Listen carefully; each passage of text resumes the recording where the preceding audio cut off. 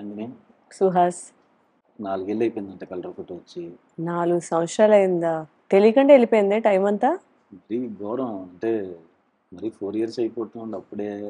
ఏదో 1-2 ఇయర్స్ అయిన ఫీలింగ్ లో ఉంది. బట్ నాకు ఆ feeling కూడా లేదు. 4 ఇయర్స్ అయింది కదా కలర్ ఫోటో వచ్చి. అవును. సో కలర్ ఫోటో ముందు ఎలా ఉంది, కలర్ ఫోటో తర్వాత ఎలా ఉంది నీ లైఫ్? అసలు ఈ క్వశ్చన్ నేను నిన్ను అడగాలి ఫస్ట్ ఆఫ్ ఆల్. నువ్వు చెప్తావా ఫస్ట్? ముందు నేను యాంకర్ కదా, ఓకే ఓకే ఫస్ట్ కదా. సో 4 సంవత్సరాల క్రితం నుంచి ఇప్పటికి లైఫ్ అన్నది చాలా మార్పు వచ్చింది.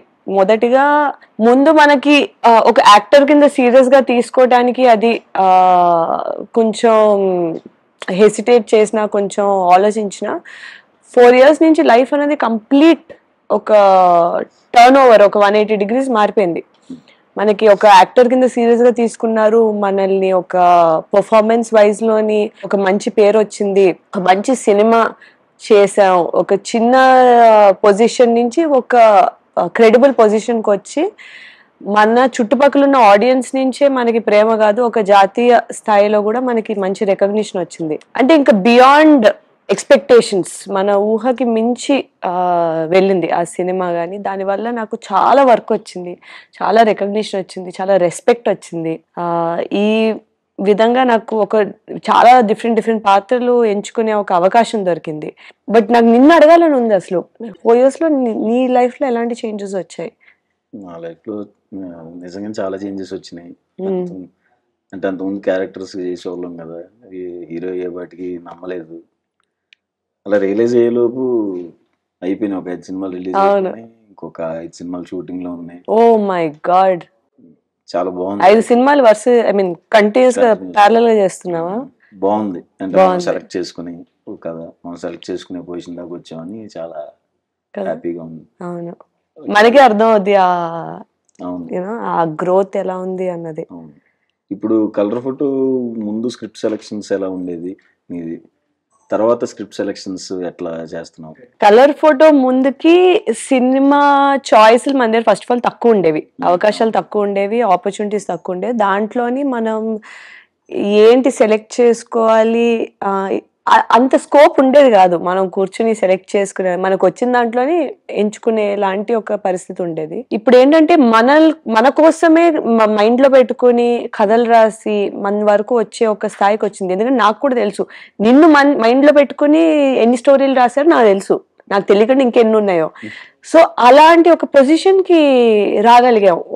ఓకే, ఈ క్యారెక్టర్ లోనైతే చాందిని బాగుంటది, లేదా ఇలాంటి క్యారెక్టర్ అమ్మాయికి సూట్ అవుతుంది, ఇలాంటి విషయాల్లోని బాగా హెల్ప్ అయింది నాకు. అంతే కదా క్వశ్చన్? అదే, అంటే ఎలా సెలెక్ట్ చేసుకుంటున్నావు, ఎంత కాన్ఫిడెన్స్ లో ఉన్నావు?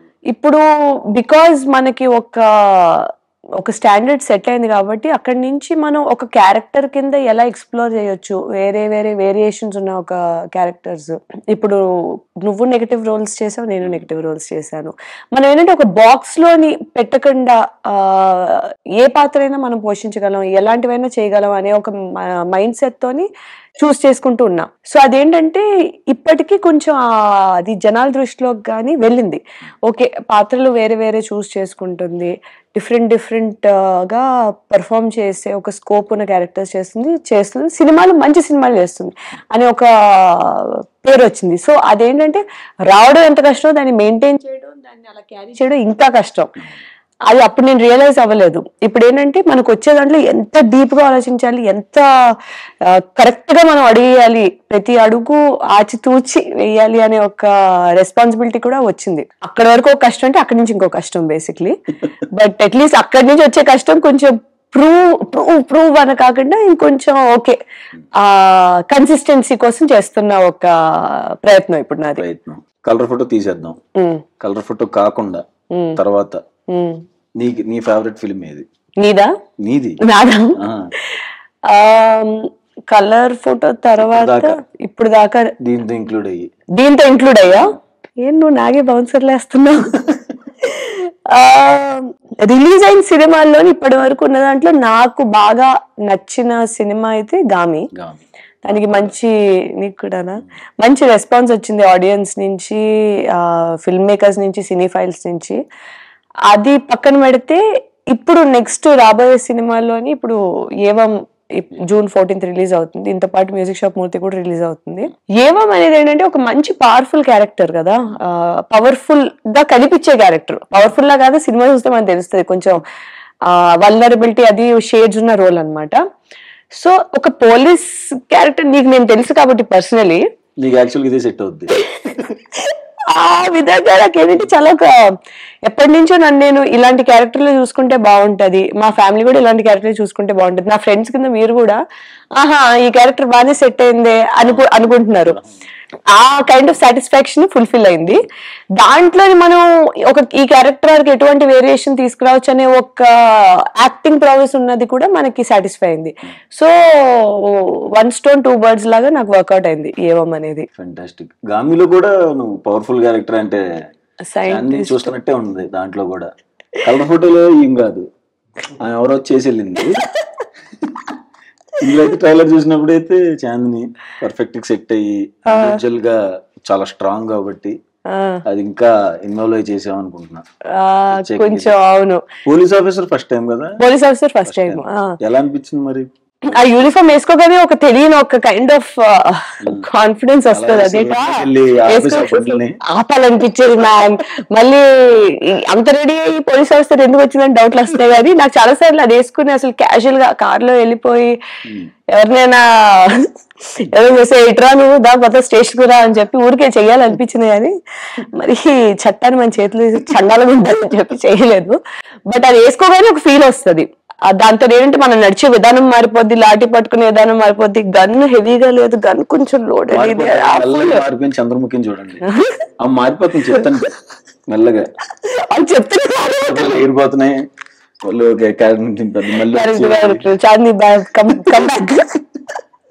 ఇంకోటి ఏంటంటే కలర్ ఫోటో తర్వాత ఎక్కువ నాకు వచ్చిన పాత్రలు ఎలాంటివి అంటే ఎక్కువ విలేజ్ గర్ల్, బాగా ట్రెడిషనల్, బాగా సాఫ్ట్ అలాంటి రోల్స్ ఎక్కువ వచ్చేవి. సో అది కంటిన్యూ చేస్తే ఇంకా టైప్ కాస్ట్ చేస్తారు కదా, అలాంటివి చేస్తా అని చెప్పి అందుకు అది బ్రేక్ చేయడానికి ఇంకా చాలా చూజీగా అలా లేని క్యారెక్టర్స్ చూస్ చేసుకోవడానికి కూడా ఎక్కువ నేను ప్రయత్నించాను. అది ఇంకొక మేజర్ పాయింట్ ప్లే చేసింది నా చాయిసెస్ లో. నైస్. లేకపోతే నిజంగానే అవును ఇంకా అన్ని లంగావోని నేటితో రద్దయిపోని. అండ్ ఈ సినిమాలో ట్రైలర్ చూసిన తర్వాత అనిపించింది, అండ్ ఇంకో చెప్పారు మిగతా వాళ్ళు, శారీ వేసుకున్నావు బానే ఉంది, శారీలో బాగుంటావు కాబట్టి. బట్ శారీలో స్టంట్స్ చేసావంట కదా? అవును మ్యామ్. బాగోదేమో కదా నీకు పర్సనల్ గా? నాకు నిజంగా నాకు ఒక షార్ట్ గుర్తుంది. ఇలా చీరతోని వెళ్ళి తన్నాలన్నమాట నేను అతన్ని. ఓకే నేను ఫ్లోలో ఈ కాలు ఎత్తేసా. ప్రాబ్లం ఏంటంటే చీరకి ఇంతే విత్ ఉంటది కదా, ఈ కాలు కూడా వచ్చింది దాంతో పాటు. ల్యాండ్ అనేది డైరెక్ట్. అలా చాలా సార్లు లైట్ గా ఆక్యుపేషనల్ హ్యాజర్డ్ ఇంజరీస్ అయ్యాయి. కానీ స్టంట్స్ విధంగా ఆ డైరెక్టర్ ఏంటంటే ఒక ఫెమినిన్ పవర్ చూపించడానికి చీరలో పెట్టారు ఫైట్. అది పర్ఫార్మ్ చేయడం యాక్చువల్లీ ఎంత కష్టం అనేది ఆ సీరియస్నెస్ నాకు అర్థం కాలేదు సెట్కి వెళ్ళినంత వరకు. చాలా సార్లు రెస్ట్రిక్షన్స్, మూమెంట్ రెస్ట్రిక్షన్స్ విపరీతంగా ఉండేవి చీర వల్ల. బట్ మరి దాంట్లోనే చెయ్యాలి. సో అది బాగా ఛాలెంజింగ్ అనిపించింది నాకు ఆ పార్ట్. ఎన్ని డేస్ పట్టింది అంటే శారీ మీద? 3 days. 3 days చేసాం. అది ఎంజాయ్ చేసావా బాగా స్టంట్స్? నేనా స్టార్టింగ్ లోనే ఎంజాయ్ చేశాను, తర్వాత తొందరగా ఇంటికి వెళ్ళిన తర్వాత పెయిన్స్ తెలిసి అంటే ఇంకా ఏం చేస్తే ఏంటంటే అన్ఎక్స్పెక్టెడ్ రెస్ట్రిక్షన్స్ అని. నేను మనం ఎక్కువ చీరలోని చిన్న చిన్న ఇక్కడి నుంచి అక్కడ ఫంక్షన్ నడవడాలే కానీ చీరల్లోని మనం ఇది చెయ్యం కదా. ఇక్కడేమో ఆ చీరలోనే మొత్తం చేయించారు. సో చాలా ఫిజికల్ రెస్ట్రిక్షన్స్, ఏమో పడిపోతానేమో అని మెంటల్ రెస్ట్రిక్షన్స్ తోని కొంచెం ఇబ్బందిగానే అనిపించింది. రేపు పొద్దున్న చూసేటప్పుడు అది కొంచెం ఏదైతే ఇంటెన్షన్ ఉందో అది వెళ్తే అది సరిపోద్ది అంటే అట్లీస్ట్ ఒక ఫుల్ఫిల్లింగ్ అనిపిస్తుంది. యాక్షన్ పార్ట్ ఎంత ఉంది ఈ సినిమాలో? యాక్షన్ పార్ట్ బానే ఉంటది, అంటే ఎక్కువ ఉండదు. బేసిక్లీ మనం అనుకుంటాం కదా ఒక పోలీస్ క్యారెక్టర్ అనేటప్పటికి బాగా యాక్షన్ సీక్వెన్సెస్ ఇవి. ఈయన ఏంటంటే స్టోరీ దాని చుట్టూరుతోనే తిరగకుండా కొన్ని ఎలిమెంట్ పాయింట్లు పెట్టారు మూవీలోని. ఆ పాయింట్స్ చుట్టూరుతో కూడా తిరుగుతూ ఉంటది. అదే టైంలో ఈ అమ్మాయి క్యారెక్టర్ సౌమ్య అనే క్యారెక్టర్ కొంచెం సౌమ్యంగా ఉండాలి, సౌమ్యంగా ఉంటూ ఒక పోలీస్ క్యారెక్టరు చెయ్యాలి అనే ఒక మైండ్ సెట్ తో రాసిన ఒక పాత్ర ఇది. దీంట్లోని తిను ఎంత పోలీస్ రోల్ స్ట్రాంగ్ అనుకున్నా సరే ఒక వల్నరబుల్ క్యారెక్టరే.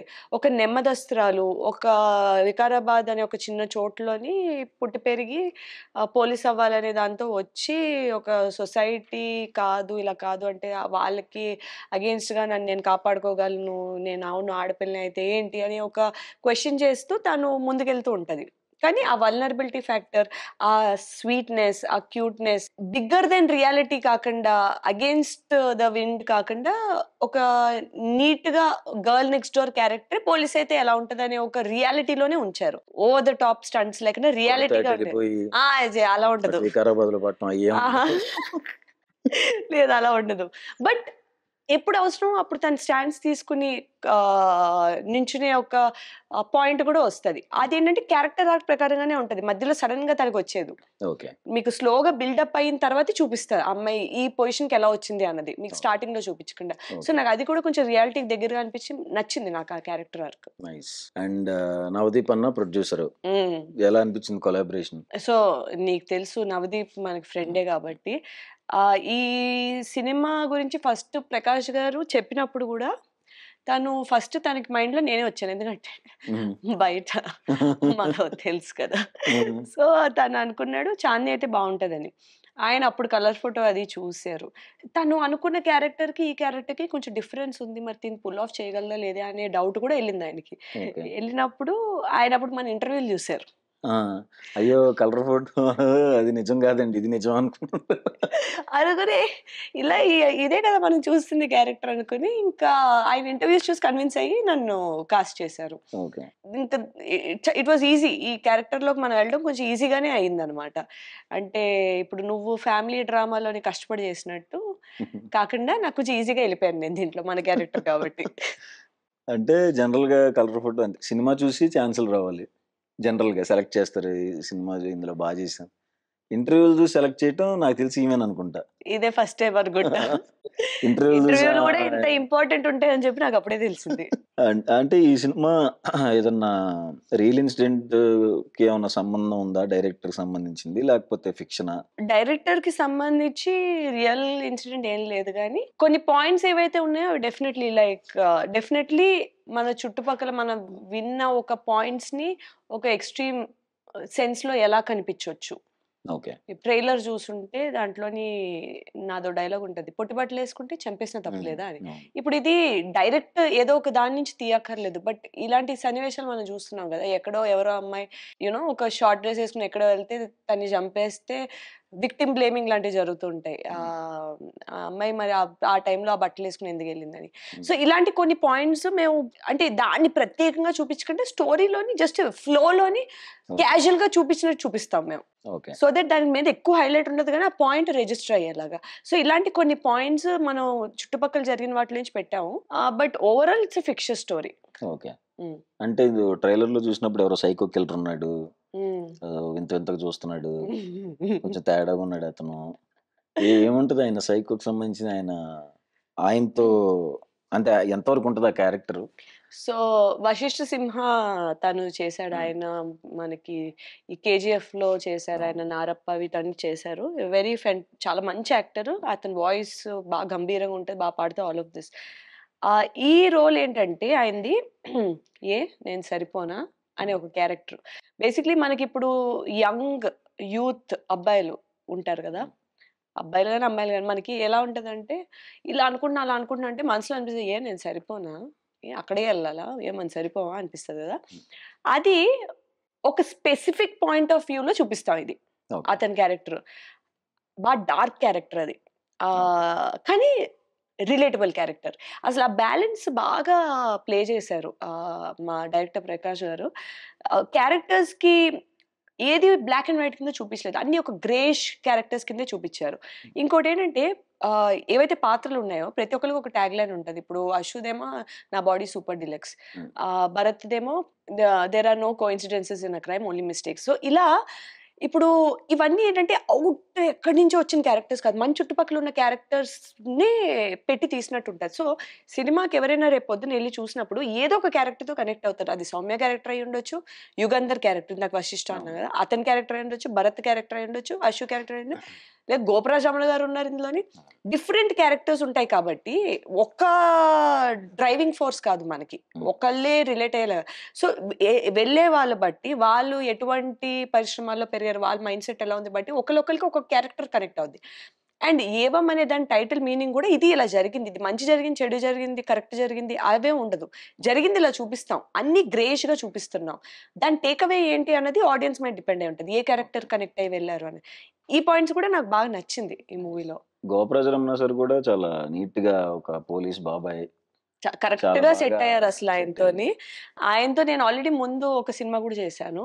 సో దాంట్లోని అతనికి నాకు ఎక్కువ ఇంటరాక్షన్ ఉండేది కదా, దీంట్లో బాగా ఇంటరాక్షన్ ఉంటది అనమాట. ఆయన క్యారెక్టర్ చాలా క్యూట్ గా ఉంటది ఈ మూవీలో. ఒక పక్క నుంచి ఒక డ్రైవింగ్ ఫ్యాక్టర్ కింద ఉన్న కథకి చాలా క్యూట్ గా మంచి కామెడీ యాంగిల్ చూపిస్తారు ఆయనది. బెస్ట్ పార్ట్ ఏం లేదంటే నాలోన లైట్ కామెడీ యాంగిల్ చూపిస్తారు, ఆయనలోన కామెడీ యాంగిల్ చూపిస్తారు. ఇలా ఎక్స్ప్లోర్ చేయలేని చిన్న చిన్నవి చూపిస్తూ ఉంటారు, అది కూడా బాగా వచ్చింది. ఓకే, ఇందులో సీరియల్ కిల్లర్ ఉన్నాడు, తనతో హ్యాండిల్ చేయటం, తన హ్యాండిల్ చేయటం ఎంత కష్టం అనిపించింది? ఒక సీరియల్ కిల్లర్ ని హ్యాండిల్ చేయడం ఎంత కష్టమో నువ్వు నన్ను అడుగుతున్నావా కుమార్? ఫ్రమ్ హిట్ 2 అంటే సైకోలు పలు రకాలు,